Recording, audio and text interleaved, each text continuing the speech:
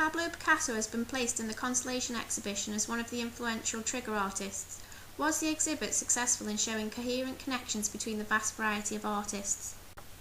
Wanting to revitalise Thai traditions, Picasso's experimentation led to the creation of Cubism, challenging conventions and forms of representation such as perspective.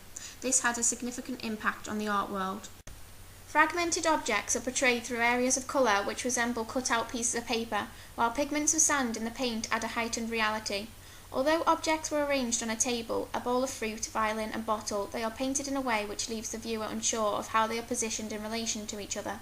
Do the audience have to decipher the objects through the title, or do the hidden pieces lead the viewer to have many individual interpretations? Is this an appealing aspect of Cubism? Temporality, fragmentation, flux, three buzzwords which encapsulate Cubism and the methods and approaches of many of the connected artists. Three artists displayed next to each other created a three-dimensional response which recalls the multiple perspectives and angles of Cubism. Mirrored planes reflect a fragmented image, plastic shapes represent space while movement is conveyed through the effects of light, and a sculpture made out of twisted wire reflects the concerns of something without unity. Has the development of these works come out of Picasso's intentions to translate a 3D space onto a 2D surface? Bomberg's work evidently has a visual relation to Picasso, while Piper and Roth have a theme of still life with a combination of Cubist conventions. These pieces represent fragmented forms with the addition of geometric shapes.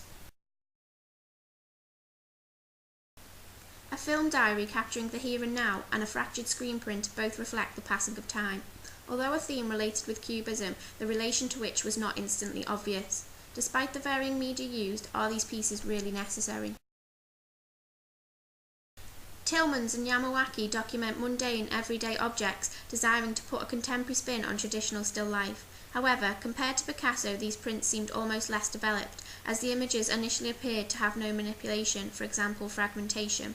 The scale and presentation of both didn't match the rest of the exhibition, having no correlation other than the subject of still life. Was this enough?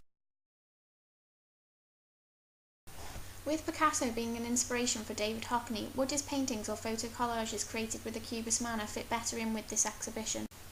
Whether or not the pieces have recognisably been inspired by Picasso, the intention of the exhibit makes you try and understand Cubism in order to connect the pieces together. After further research, the artists on show can all be loosely linked to Picasso in a manner of different ways, such as their representation of fragmented forms or the development of still life. The exhibition is successful in encouraging a new way for the audience to look at art, with most of the work demanding the viewer to look deeper into the piece. Is this the thread that holds them all together?